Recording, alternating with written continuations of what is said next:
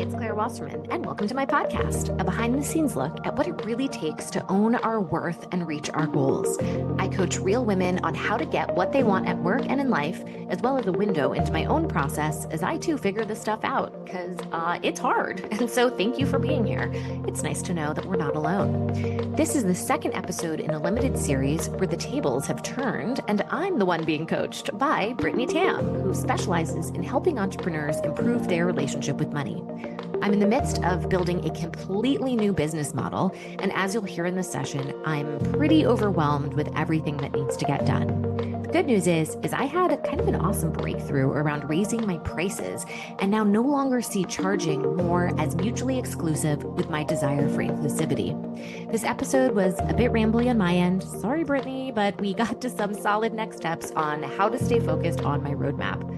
Brittany also put together some notes and action steps for the Ladies Get Paid newsletter. So if you're interested in participating along with me, make sure to subscribe at ladiesgetpaid.com. Okay, let's dive in. This is our second session. I titled our podcast series, The Road to Revenue, because I love a good alliteration. But really what we're doing here is examining and hopefully improving my relationship to money and putting monetary goals, putting right metrics on my business. The resistance that I've had, the blockers that I've had, if we can move through that, the revenue hopefully should come. But it's the pre-work before you can get to the revenue, you have to examine the relationship. So that's the whole purpose of our engagement. Obviously, you'll tell me how today's session, what you want to accomplish. There were notes that you had taken and sent to me with a few prompts, homework, action steps. All of that was shared in the Ladies Get Paid newsletter. So anybody watching or listening, go check out ladiesgetpaid.com and subscribe to our newsletter so you can follow along. I did that work. I would love to share it with you. But before we dive into that, you're the coach. I got to seed. Yeah, I'm always the coach. So you got to take the reins and tell me how today is going to go or how you would like. I love it. I was just going to start off with what are the wins? And it sounds like you've got one right off the bat. What was your highlights? What were the lowlights for last week? Oh, that's a great question.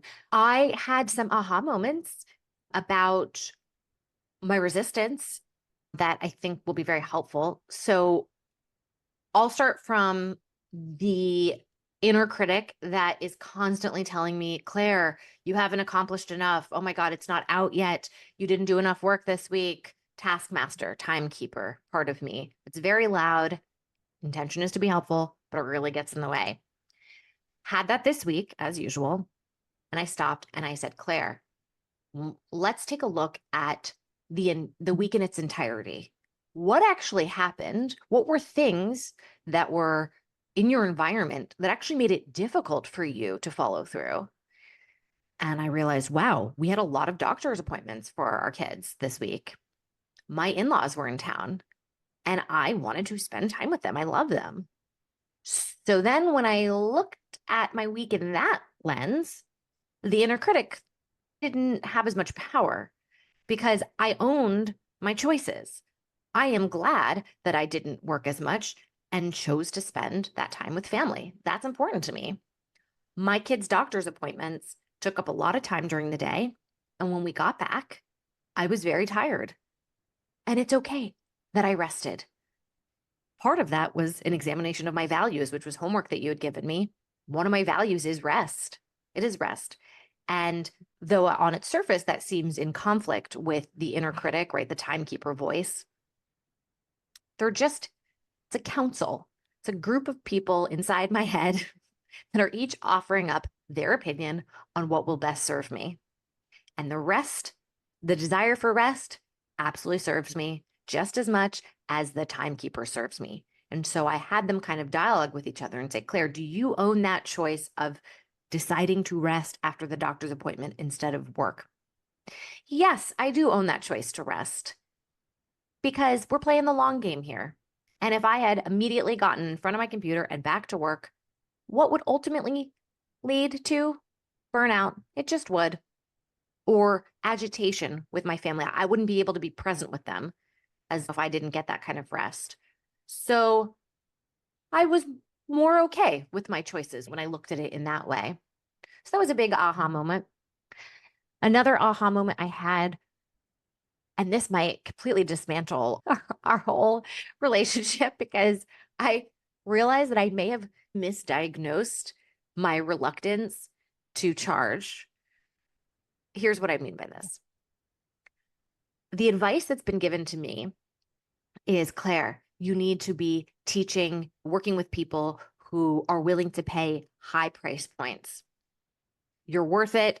These people are serious about doing the work. Raise your prices. And I'm resisting it. And I thought it was because I somehow either don't feel worthy about the work that I'm offering, or I feel badly because I'm taking their money. Then I realized that might be true. And what's also true is I want to serve a lot of people. And I cannot serve a lot of people if my product is super expensive. Because one of my values is feeling the impact on, yes, individuals, but also being able to change massive groups of people so that we have women who are fully owning their worth and their lives, and not only getting what they deserve, but actually raising the bar for what they believe they deserve. I don't want to do that for only a small group of people at a high price point. So then I realized if I want to serve more people, I have to be okay with a medium-sized price point and make sure that what I'm creating generates a critical mass. So I'm not just looking for a couple of clients who are very wealthy, but gambling that there is a mid-sized group of people here that are willing to pay a mid-size amount. In other words, really examining who my ideal customer is and seeing if that ideal customer is aligned with my values. Other aha moment I had was, and I'm going to read to you some notes that I took. Love this. Okay, so here are the notes. So you know how when you're working for another person, when you have a quote normal job, you have a full-time job and you're in this like system of capitalism, they better be paying you the most amount of money you can ask for because you are working towards their goals, right? Like they're renting your hours in your precious life. When you work for yourself and your work is so much of an expression of who you are, of course, putting a price point on that is going to feel weird. It no longer feels weird when you are redefining what the purpose of money is, not for you, because that's easy, right? The purpose of money for me is to provide for my family, get things I want, etc. No, what is the purpose of paying for your audience? And I realized when somebody gives me money, it's an investment in themselves. They are signaling to themselves that they are going above and beyond to meet their goals, whatever it is, so that the act of paying actually helps them. When I realize that the act of paying helps my customer as much as it helps me, these things don't have to feel mutually exclusive anymore. More for me does not mean less for them. Actually, them paying speeds up their ability to reach their goals. That is a radically different way of looking at charging than I was looking at it before. And that makes sense because when I was working for other people, or for example, in service of a brand, taking brand sponsorship dollars, that perspective doesn't quite work, right? A brand paying me, it helps them achieve their goals in the sense of they can now do marketing through me, but it's not motivating them to have personal transformation in the way that my coaching product does. I just realized that the rationale of a money exchange is radically different from how maybe I and other people see money when we're paid by a boss at a quote regular job. And the reason I do what I do is to help people, and taking their money felt like it was at odds. But if I can see taking somebody's money as actually helping them, being in service of them, now I don't have to fight my price point anymore. And it really just becomes a matter of my market research. It's what are competitors doing? I'm taking my feelings out of it.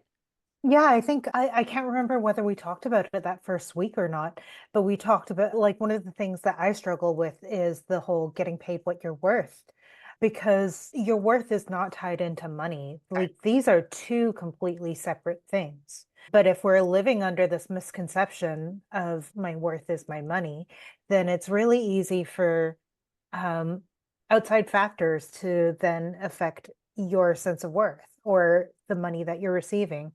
I feel like what you're saying about people paying you is so great.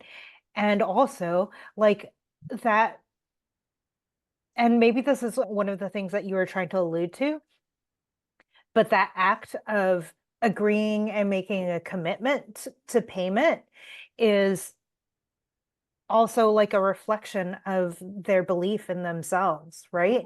Yes. And even if that belief is a seed, it's a seed that you can continue to nurture and grow. Because I know that when I pay $300 an hour for therapy, you better believe I show up prepared. Actually paying money, I'm not just getting a service in the moment from them. I'm actually giving myself the service through the act of spending the money. So now I personally feel a lot better about charging people and seeing, really separating the market research that I do on the proper price point as it relates to this ideal customer segment. That is different from all these conversations around value and worth. They truly are separate things. And I realized that in a deeper sense this week. I can talk a little bit more about the resistance I did feel that I wasn't able to reconcile. So I've shared my wins. You talked about highlights. You also talked about lowlights.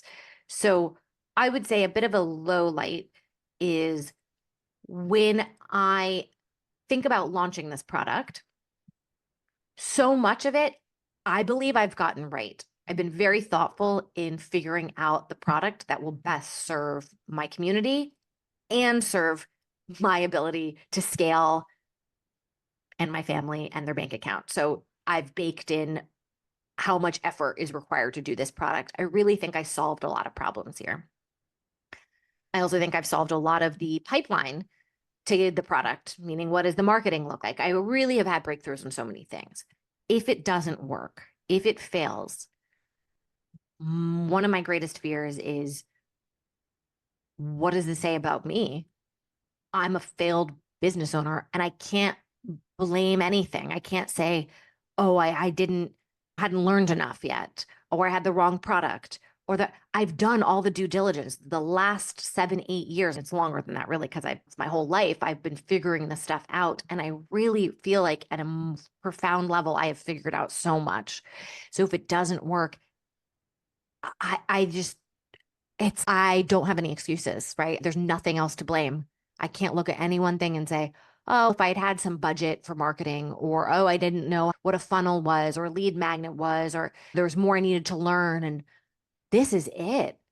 This is it. And I do believe it will work. This does feel different than other times, but feelings are not facts. And I think I need to spend a lot of time digging into metrics. How will I measure success? It can't just be, did I make the money or not? So I'm a little nervous that this is do or die in a much more drastic way than it was in previous times where I've experimented with things with my business. I love that conversation about metrics because the amount of revenue generated is like one metric, but it's not the only metric. Is that something that you want to dig into right now, or do you think that there's more that you want to big picture go over before we dig into like any one thing? Before we dig into that, I'll just say the last piece of resistance was when feeling really overwhelmed, looking at all the things that I have to get done. I start to feel awful and exhausted. And something I'm going to be doing now is looking at my roadmap. First of all, having all of my to-dos in one place, but then batch tasking it and having on Fridays, that's the day that I'll be editing my podcast, right? Otherwise, I just do it when I feel like it. In that case, I always feel like doing it. So I use it as an excuse or a mode of procrastination from other stuff. I just really have to have structure on my calendar so that when I'm in the moment and not sure what I'm doing or worried I'm not doing enough, I have literal proof through my tasks in the calendar. And I know, Claire, Friday's 2 days from now, you're going to be fine. Don't do it. So I feel like I figured out that resistance, though overwhelm, of course, in the moment, looking at the calendar, breathing, imagining myself as a tree actually helped. I do well with visuals. So being really grounded, rooted, there's chaos around me, like the wind is whipping, my leaves are shaking, and I am still here. So all those things helped. But knowing all that, yeah, I think maybe metrics would be a good discussion to have because there's a beta test I'm going to run. I'm not just launching a whole bunch of stuff and seeing what sticks. Like I have a very specific product that I believe will work for people. It's goal sprints, in short. It's a mix of live and asynchronous learning with a group of people. This has really been well researched from all the member interviews I've done, coaching with my clients. They're looking for accountability and they're looking for access to me. Question is, how do you scale that? So this is, you see a goal posted, you're into that goal. There's a whole roadmap you're going to be paired with a partner.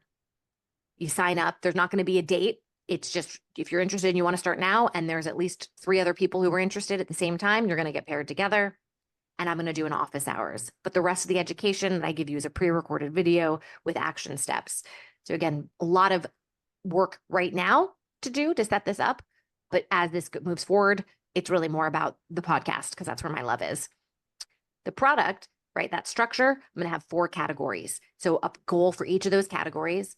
And this is going to be market research for me even more. Which one of these categories, which one of these goals are people more interested or willing to pay money for? Now, it's missing a control. The control should technically be they're all the same amount of time and the same price point. I'm hesitant to do that because each of the goals that I'm thinking of starting with has a different length of time and work associated with them.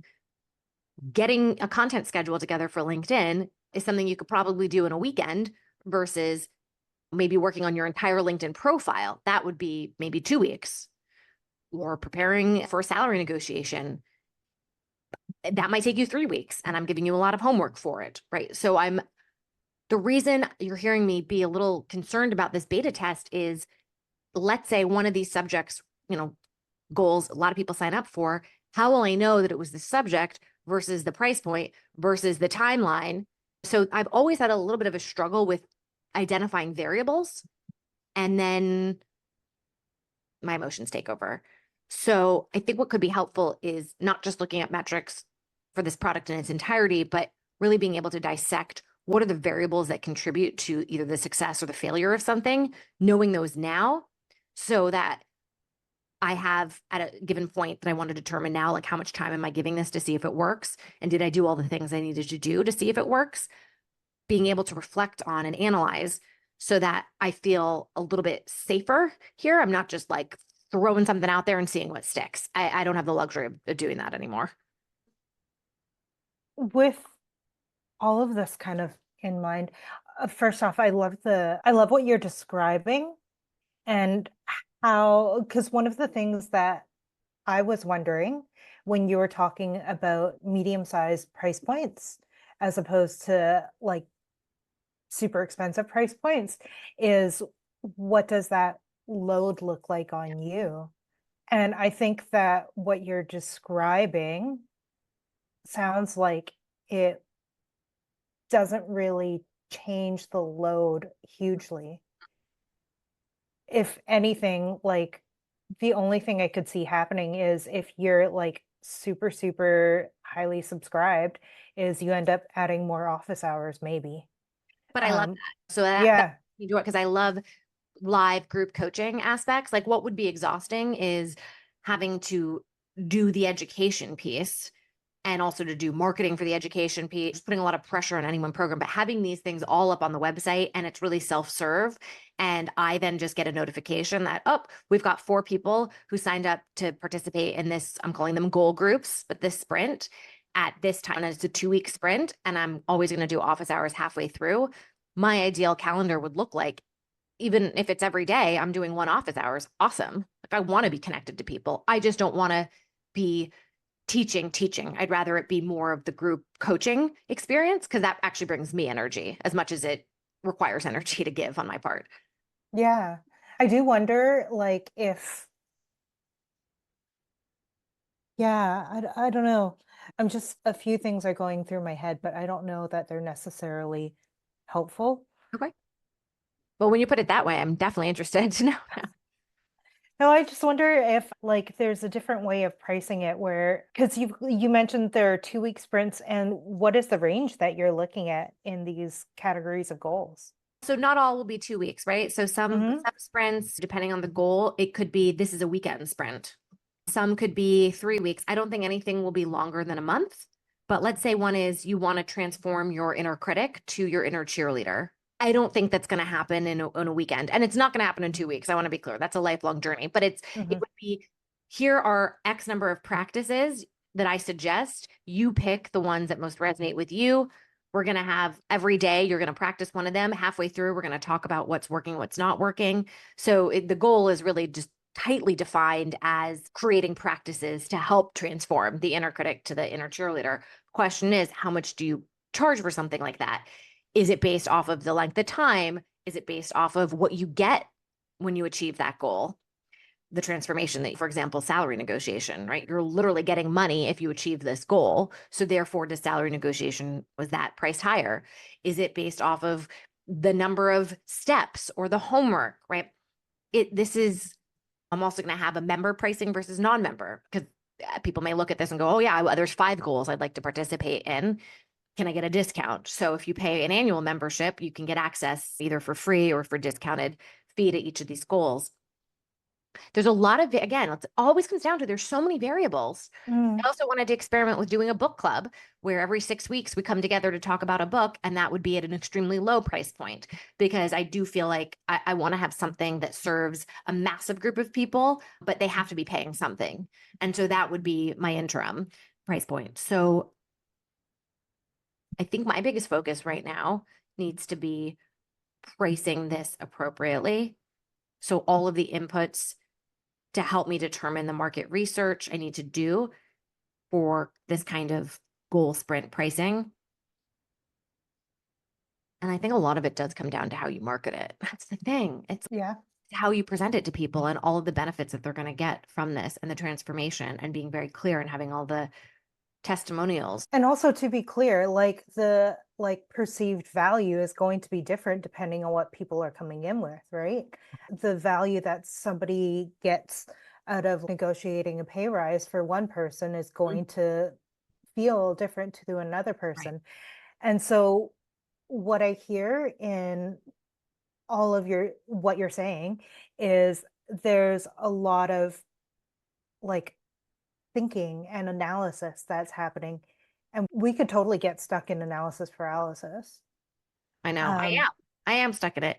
What's the guy? It would be more straightforward if it was the same pricing for everything.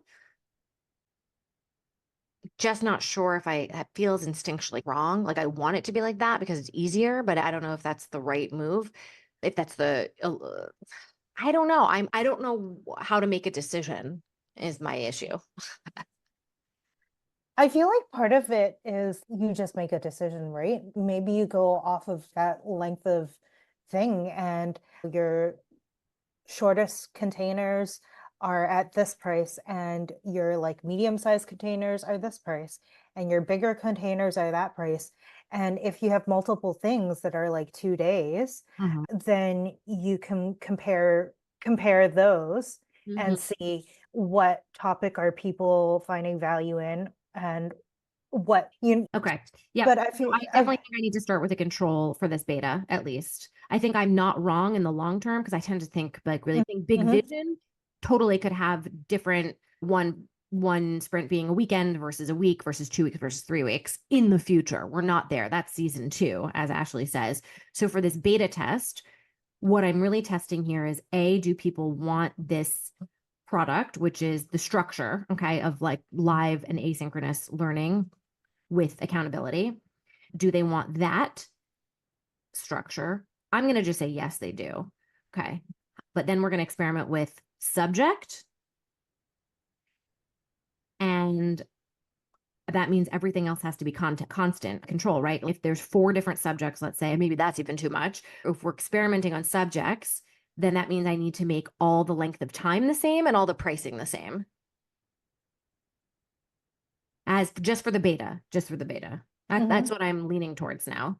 I tend to overcomplicate things because I'm thinking so big. So being able to like, okay, great, all that sounds fine and nice and is correct. However, for our purposes, which is just testing, confirming that a medium group of people are willing to pay a medium size amount, how do we reduce the number of variables that we're weighing here? Otherwise, I truly won't know why something didn't work if it doesn't.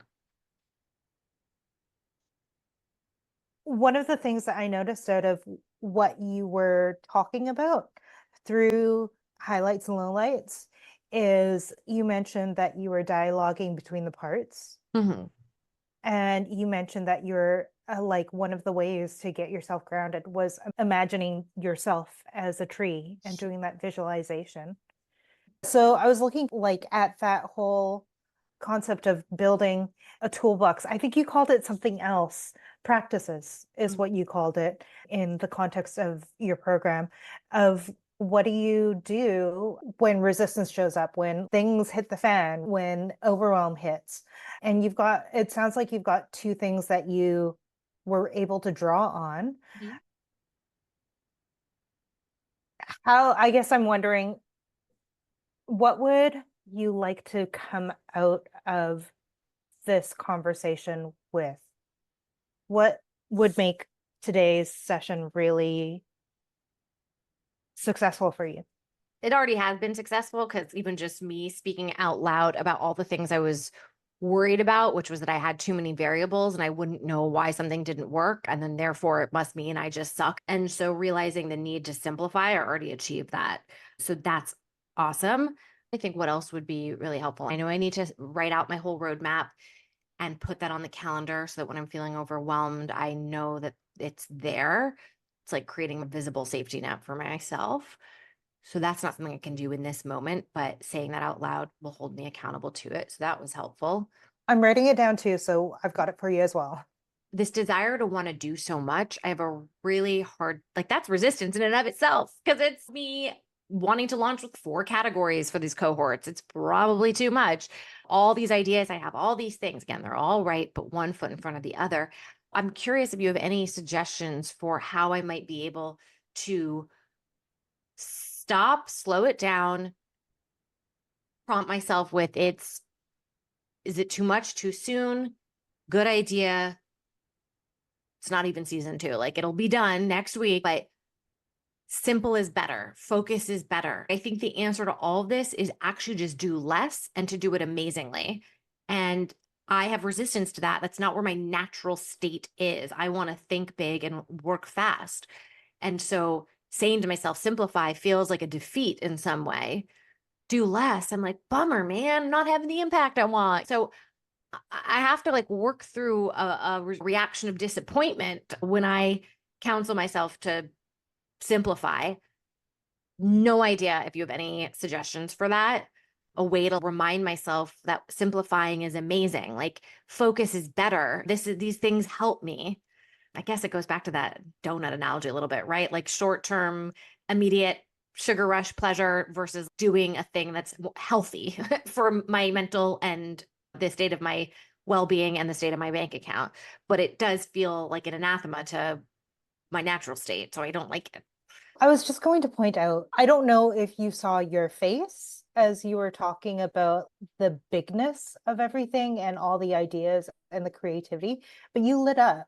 Mm-hmm. Um, and part of me wonders, how do you document it when you have all the ideas? Um, and is it visible for you? Yeah, I have a running notes in on my phone with 2024 thoughts, and then which I often get at night, and then the next day I go through and I try to put them in the category that I've created. I have a Notion doc. It's called 2024 Money Machine, and so I've got product, pricing, pipeline, and process. And usually the ideas I have are in one of those categories, and then I put it there. But it's so much. Some of these also don't sound like 2024 ideas. No, These sound like 2027, 2020, 2029. And where do you keep 2027 ideas or 2030 ideas? I just don't want to say that they're that far away. So, I mean, I also have a book that a second book I'd like to write. I've already written a bunch of it. I'm just constantly creating, but they're all going into like fragmented places in this Notion app. And then I don't always return to it in a structured way and put one foot in front of the other. I should mention, I don't know if this is helpful to you. Uh, the environments in which I really thrive are when you give me a very short container. And I'm talking like I'm walking down the street and I say, by the next block, I have to have a video posted. I will post that video. Or us doing this podcast. I committed to 6 episodes. I stated it publicly. I got the first one out on a Thursday. This next one will come out on a Thursday. You better believe it's coming out. So I need these like really short containers because I think so big. So like the environment I need in a way seems like the exact opposite to my natural state. And so reconciling those two is really hard. And that's why I'm exhausted all the time and I rest instead of work. I was going to ask so that's the environment in terms of time and structure, but what is the physical environment that you thrive in? Yeah, really, I really like being able to set my schedule, like working from home, but at the same time, I can also procrastinate because I can go take a nap or be with my kids. It's also a bit difficult. Do really well on walks, which I do one every morning, and I either meditate or work on solving a problem that I have. What about your physical space? Are you minimalist? Are you maximalist? Are you like, It's messy. It needs to be cleaned up. This is actually very interesting. I started, I think, to have more breakthroughs with work when I began to put on clothes and makeup every day, even though I don't go anywhere. I started to put on clothes and makeup because I was doing these podcasts. And it turns out a side effect of putting on clothes and makeup, it made me take myself more seriously. It wasn't just like Claire doing a bunch of things. It was like business time. So it put a container on the day in the act of putting on makeup. these are things that are good to know. And one of the things that I wonder is you talked about what you think would help you this upcoming week is writing out the roadmap and putting it on the calendar. And I think that you were talking about this part of the roadmap. And also, some of these things that you're talking about feel like they're this part of the roadmap, Mhm. like um, and I wonder if putting some of those down there helps you see how, like, this zoomed in section feeds that whole. Yeah, because I'm looking at my calendar for next week and I have on Monday 3 podcasts. So this is me coaching people for the podcast. And then I have a private client. So it's 4 coaching sessions. It's a lot of energy and I prepare for each of them. So chances are I'm not going to get that much done else during the day. The next day, I only have 2 coaching sessions for the podcast, but spending some time with the kids because we've got occupational therapy. Wednesday, yeah, 4 coaching sessions. Yeah, it's very heavy on the coaching sessions, which is me doing a lot of like externalizing, like external energy. And so I can already anticipate something that's going to fall to the wayside is anything that requires brain power, I will not have capacity for. And so I need to make sure that I am doing that either this Sunday or early in the morning, or I'm not trying to do it at all. And I just have to accept that because I think beyond the coaching, I'm only going to have capacity for like admin type tasks, editing the podcast, anything that is pretty minimal energy. Mhm. I don't know if that answers what you were prompting me on, but I do think looking realistically at the calendar and then saying, all right, based off of my roadmap, what is most important, but also what is actually feasible given my energy. Mhm. Did I mess up our whole coaching because I said I figured out the money stuff? No, I was just thinking about it, and I was just thinking about how the the goal that we had Mm-hmm. was really about generating income. Mm-hmm. And it feels like you are a lot more kind of grounded in that piece. There's a lot of like other stuff that you're in action mode around. And I know, like, just before we hopped on this too, one of the things that we could have done, but I don't think we didn't need to do with you is breaking down like all of those action steps because you are a strategic person and that is within like your strengths. Yeah. So it made me wonder in the context of money, Mm-hmm. there's that focus on income generation, which is, I feel like you've got clarity on that path. Mm-hmm. How are you feeling about that? And I guess when I say clarity on the path, it's not necessarily like everything is like perfect and everything is going to, there's absolute certainty over how it works out, but you have certainty over what you're doing as next steps. And it feels like you're taking action on that plan. Yeah. I'll bring up something that is interesting, that curious what my resistance might be. So the easiest way to make money for me is speaking engagements. Right? I could sit in front of my computer for an hour and get paid $5,000 by a company. Uh, I love teaching. I love doing keynotes. The most I've been paid for an in-person keynote was $18,000. Like, it's totally my zone of genius, and it generates a lot of money. Ashley, my wife, and former, she was in the business. She's like, why are you not pouring gasoline on that? And meanwhile, I'm like spending a lot of my energy and focus trying to figure out the product for the mass market, because my heart is with helping as many people as possible. And I also think it bothers me that I haven't figured it out. Like, anytime there's an issue I need to solve, it's like a pebble in my shoe until I solve it. And so having created a video course that no one bought really bothered me. I was like, this is not true. Like, people, they need this education. They want this education. But what they're willing to pay for is the accountability, like, piece. Right. So again, I needed to figure that out. But I feel terrible because here, right in front of me, one of the sources of revenue, right? One of the sources of income generation is obvious. And I have a great portfolio. I've spoken at NASA twice, Nike twice, United Nations, Facebook twice. I always get asked back. I have the credentials, all these things, but I haven't put in a lot of effort into it. It's all been inbound. And so it's interesting to me that here, staring in front of me, is the most, quote, obvious thing to do to make money, yet I'm not pouring gasoline on it. I have spent my energy elsewhere. So when you asked me about, you feel good about the path forward for your income generation, the answer is yes, but also I can hear Ashley, she was listening in, she'd be going, Claire, we've talked about this. Why don't you just up your speaking gigs? You'll make so much money faster. Why are you like killing yourself over the community? It may or may not work. We know that your speaking engagements will work. So maybe we can explore this a little bit further right now, because I think ideally all of it will exist. I'll have the speaking engagements and I'll have these goal sprints. But am I living too much in the season 2 trying to do the goal sprints? And perhaps I should be spending most of my energy on the speaking, strengthen my bank account, and then work on the goal sprints.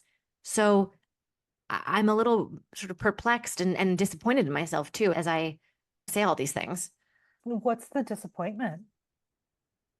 that I always make things harder for myself. And now in making things harder for myself, I'm making things harder for my family. I really let her down when we talked about it. And she said, you really got to focus on the speaking gigs. I did some work, which was on my website, I pared down the number of talks that I was offering because I think it was too much choice. But that's it. I have agents who represent me. They barely get me anything. I honestly could hire somebody on Upwork to go do outbound for me. I haven't hired that person. I have not stitched together a reel. I don't know if I need one. I have all of the companies I've spoken for listed out, but it would look better as logos. There's a number of things that I can do to help me look even better online. I know that I deliver a great product. I've spoken everywhere, but I don't think it's so obvious to people when they look me up. There are absolutely things I can do, but I don't do them because instead I've been focused on what is the product I want to launch. That being said, a launch in September is good. So I am glad that I'm spending time on that. So I'm conflicted. And yeah, the disappointment is that she and I discussed it and then I didn't do it.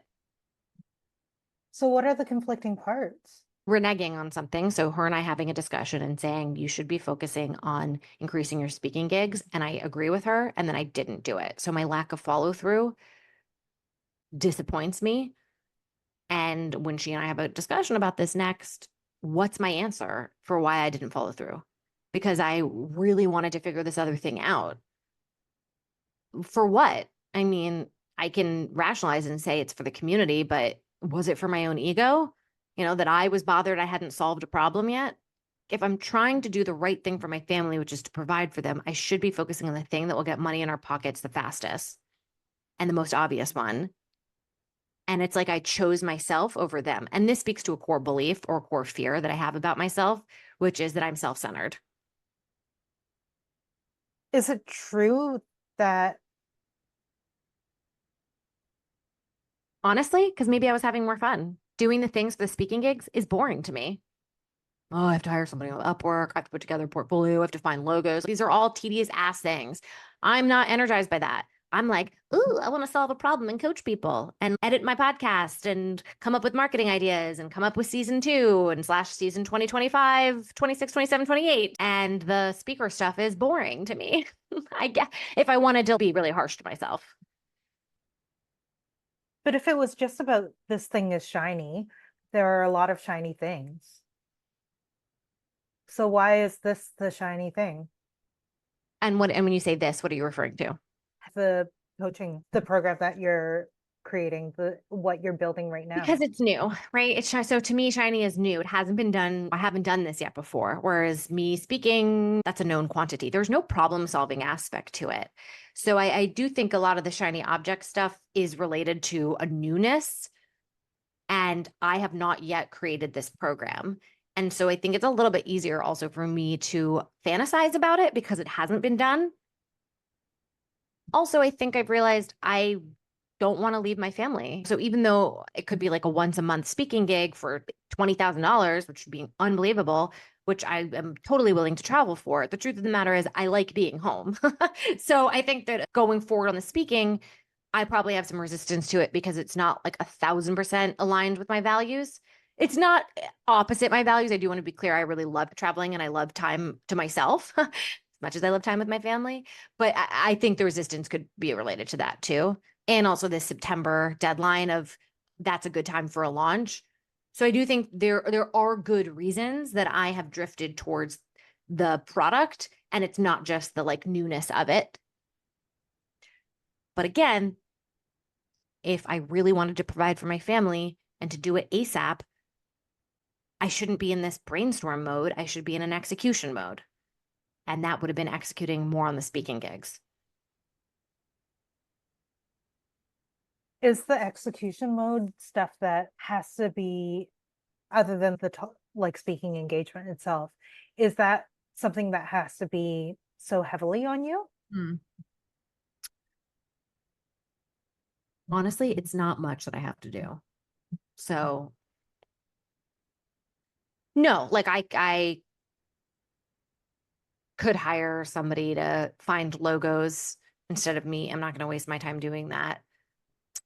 But I have to find the person on Upwork. There is work I need to do to find the person.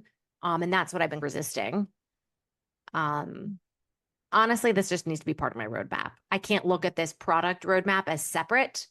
This is about all the things I need to get done and to make sure that this is getting done.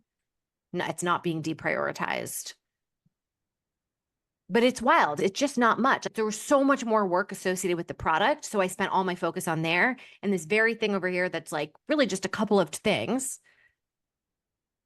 And it sounds like it would bring you a lot of what feels like security. It's a proven entity, right? When I go back to the will this new business idea work, I already have a business model that does work, which is my speaking engagements. Consistently, I get them, they're inbound, they're amazing companies, and I'm paid top dollar. So just pour gasoline on the thing that's working. I haven't poured gasoline yet. So it's really, I always go for the harder thing. What's going to require me to do more work? I'm more interested in that somehow. I feel like there's something there. There's something else that's stopping me from pouring gasoline on it. Oh no, the always go for the harder Oh, thing. oh my God, it's so true. I really, There is something there. yeah, I want to compliment myself though. I think that it is. I love to problem solve. And that's why I've been thriving in these coaching sessions for the podcast because it's like in 45 minutes, can I solve a bunch of problems? And my brain is so fucking happy to do that. But is what define harder? That's a good question. Define harder. Yeah. I think I like to figure things out that aren't working, which is why I love it when somebody comes to me and they're like, I'm stuck in a certain pattern of thought slash behavior and I can't get out of it. I'm like, how can I give them all of these steps and tools and shifts to completely transform the way that they're approaching this thing? Same thing for myself. Something's not working, whether I don't like the way I'm relating to myself, or people aren't showing up for a certain thing, or it could be internal, could be external. Something's not working. My brain's like, ooh, we got to figure this out. Why is it not working? What's a different way to approach it? What are things we can do consistently to get there? It's the strategizing. So if I'm super into strategizing and problem solving, I'm like a moth to a flame. I go to problems. So if something seems like it's working, instead of doubling down on it, I move on super quickly. Even things with the podcast, like I'm loving doing it. It's amazing. I'm like ready to, and I'm still doing it, but I should be pouring gasoline onto the podcast. What are all the ways in which I can promote it? How can I make it more useful for people in the newsletter? I should make blog posts associated with the podcast. Like I should double down on the podcast because I get a lot of enjoyment out of it. But that's not problem solving mode anymore. That's like just expanding. Instead, I'm like, all right, what are the other issues I'm having in my business? Let me focus on solving those. And so I end up solving a lot of problems, but then I don't double down on them. So they never really scale in a way that they need to. Just like I've been making a bunch of money speaking and doing well, but I'm not making the millions that I could be making. So again, things are successful, but not at a massive level. And it's simply because I'm not putting enough sustained attention into it because I just want to keep solving different problems. This makes me wonder though, is it that you need to hire somebody who just loves doing operational stuff? No, I know. There was a woman I coached on my podcast who does operations, and she's become a sounding board for me. I would think I'd do really well if I had a team. I think largely the problem is I'm one person. There's just so many things I can do in a day.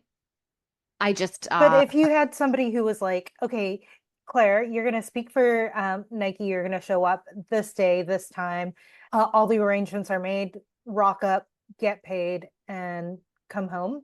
yeah. Would this be still like would it be an ick, or would it be like, okay, fine, I'm just going to do it be there for 3 hours and be done? No, that would be a relief. I came up with a meditation that I think would be helpful. It's helpful for me, but I think for everybody, imagining, visualizing in an ideal day. So in an ideal like work day, what would I be doing? And after I visualize it, I think about how in my real life, right, with what I actually have going on, can I manufacture that as best as possible or do things that work towards it as best as possible. And in my ideal day, I would just be showing up. It would just be I'm here to speak, whether it's something that's prepared or it's that office hour setting of it's on the spot group issues. Also, having dedicated time in a week where I'm doing research and thinking. So, knowing that there's a certain theme or challenge that keeps coming up for the community. If I don't feel like I have enough guidance for that, I would be doing a lot of research and thinking around what is this guidance that I might give somebody. So, it's that balance of the external performance and also the internal reflection. I don't want to be doing, I don't want to keep coming up with anything else. I don't want to come up with new business models. I don't want to do anything business related. I don't want to be doing the market research. I don't want to be posting. I just want to be showing, just like generating the content. And literally that is it. I need a team for that. And so until I get to that point, I'm wearing all the hats, I'm juggling all the balls, and it's also tiring. I end up just dropping them. Yeah, I should really think about who is the person I hire that is going to help that investment will pay for itself because it's going to make the biggest difference in moving the needle for me. Is going back to the speaking engagements, is that something that you want to put on your list for right now? Yeah, I'm Or going to put it on that roadmap. Yeah, for sure. Yeah, because my ideal schedule would be a great example is I taught this week and really enjoyed myself, but I also got a private client out of it. So it was a great advertisement for other things so that it's an income source that can generate and feed into Mhm. other income sources that I enjoy doing. I honestly think I'm just in the transition mode of it's end of July now, and I want to launch this thing by the second week of September. I think this is a short-term issue. I'm hoping it's a short-term issue where I really wrap up in a bow what this product is, get the website up, have my marketing pipeline going. Getting all of that going will allow me then the freedom to do other things, which is spend most of my energy getting paid to speak. Um, because this product, the live component is just me showing up to speak. It's not the creation of materials because that's already been done. So I think what I'm dealing with, I'm hoping is specific, very specific to the run up to this launch. And then once this launch is out, I can revisit where's my energy going. But I'm going to add this some of that speaking stuff. I just need to move. I need to move things forward. So by the end of the week, when I'm looking at all of my stuff, I don't want to have there be one thing where I'm like, I didn't touch it at all. That's not good. I have to have done something. So on the speaking for this week, is there something that would help you remember at the end of this run up to touch back on this? Give me an example. I don't know. Is there a calendar reminder that you can create for yourself to just check in and see where you are on the whole speaking engagement thing post launch? Yeah, as much as I preach this to other people, I haven't really been doing it for myself, which is the weekly review. So all the things that I'm putting on my calendar to get done, I need to also put that in one place so that on, let's say, Friday, of course, I'm traveling this coming Friday, at the end of the week, I can go through that list and say, all right, if I didn't get this done, why was that? And then it generates the to-do list for the next week. So at least it's on there. Hmm. A reflection prompt that you can put schedule out. Like if it's, I don't know dates, like the dates better than I, but like a check-in on how am I feeling about Mm, speaking engagements right now? How am I feeling about doing the follow through for that? that's part of the weekly reflection. It's not just did I get Mm, it done, why or why not? It's how did I feel about it? hmm As I'm speaking to you, I'm realizing when I look at my calendar this next week and I'm having these 3 coaching podcasts a day, and I think it's just too much. I think it's too much because all my energy is going to go towards this podcast and I'm going to have very little left over to put into creating this website and this product. And the whole point of the podcast was to help drive traffic to the product. So the podcast doesn't matter if there's no podcast. I'll just be very If blunt there's no about it. product, yeah. Right. So they need to go a little bit more in tandem. And right now, most of my focus is going towards the podcast. So I have to just shift that balance a little bit. So I think I'm going to reschedule. Instead of doing 3 a day, I'm going to do 1 a day or maybe 2 a day because this is too much. Is that something that will happen this week or is that ongoing? This week is the one that's really crazy. Yeah, this coming week and next week are the ones that are super crazy. And I need to just, everything else is already spread out. So I just need to populate them into other days and they'll be fine. It's free. No one will be mad. Perfect. Yeah. Okay. I feel good about that. So I'm going to reschedule. So I'm going to just clear out my calendar a little bit more. I'm going to make that roadmap, put it into the calendar, including a reflection time. I'm going to make sure speaking is part of that. And then simplifying my beta so that I have less variables to figure out. So really picking, asking myself, do I need 4 subjects? Okay, if I really feel like I need 4 subjects, and making sure they all have the same time period and they're priced the same. Okay, I know we didn't really talk about relationship with money so much today, but I No, feel but like, I've got it earmarked to let's go back to what else harder means. yeah, But this is great. So you got all, I feel like you're really clear on what the next steps are. You look like you've written them out. I've got them written out as well. What do you, what support do you need as the week goes on? I think I'm just gonna share my roadmap with you and maybe everybody listening and watching. Who knows? Maybe that would be helpful for people. We'll just be really radical about this transparency thing. And what would, knowing that I have a tendency to take on too much and then get none of it done, just keep an eye towards it and be like, where can she possibly simplify here? I'm pretty good at determining what's a priority. Yeah, I just overestimate my energy. I'll do my best to be very judicious with picking the very most important things this coming week, but this is going to be like the roadmap for everything. And Mhm. maybe you can take a look and say, this is totally nuts and you need to hire somebody. Which, by the way, you're not the only person who's going to be looking at this. Obviously, I'm having Ashley look at it. I absolutely need perspective because when I first look at these things, I think I could do all of it. So just, is the kind of person who could do this childless and on Adderall? Because I think it can be done. And there was a time in my life and in I my was career gonna that I would have say, done it. Right.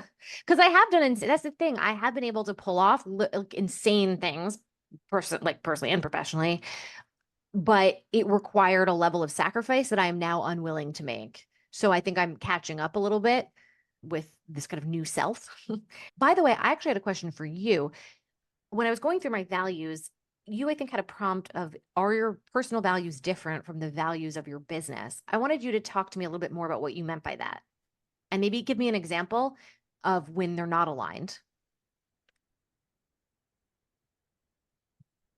And by the way, maybe I'll just follow up with yeah, that. Were you talking about what it takes to do the business is not aligned with your values? I was thinking more of, so in a prior life, I bookkeeping practice, and one of my personal values is play. Mhm. And that doesn't necessarily, it's not necessarily where my business values would go. Does that make sense? Yeah. That might be just an example. So I was reflecting on what the values of the business itself is. So not what does it take to create the business. I think I've been pretty good at making sure that everything I decide to do, it's because it serves me as much as it serves the business, which is why I've chosen to not do so much live stuff because it's requiring me to give up rest and that's a value. So I feel like I got that. But something interesting about the value of the business itself that I'm not very good at myself is this value of connection to others. So my goal in Ladies Get Paid, but also in my entire career, if you were to ask me what's the through line, whether it's the desire to create films or create communities, I want people to have a better connection to themselves and to other people. I think I have an extremely good connection to myself, but I struggle with other people. I look up to my wife. She has this amazing friend group. She's got all of these group chats going, and I have a hard time maintaining connections with people. And I wondered if part of the reason I created my company or have this, purpose to help people connect to themselves and to each other, really just I want to have a connection to myself and to other people. And if that's the case, what am I doing in a given day, in a given week to connect to others? And I've got the connecting to oneself done too much. I'm doing too much journaling, too much reading, too much reflecting. But am I speaking to other people? Not coaching, but actually really connecting myself. And I made a new friend recently and I did follow up with her. Like I'm realizing I have to, I think, be more intentional, put more effort into the connecting to others piece, even though I don't feel like I'm missing it. Right now, all the attention is on I must make money, make this business work, being with my family, my son's health stuff. But I did think it was a bit interesting and potentially ironic that the mission of my company is not one that I am necessarily living that well in my everyday today. I guess so to me, there's a couple of other factors, right? There is what is your energy level and what is your capacity for Right. connections? Are Why I you don't do it. introvert? Yeah. I Uh, just, Um, I don't have enough energy. yeah. Is it something that you're sad about not having?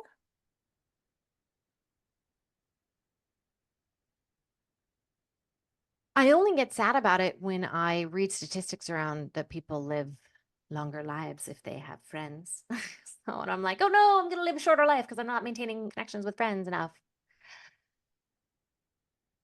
Is Uh, that like how true is that? Is that you know what because I realized? that's Actually, I am connecting with people, but I'm connecting with them through work. So I coach these people. That's not a true connection, right? That's me like guiding somebody else. That's not a friendship.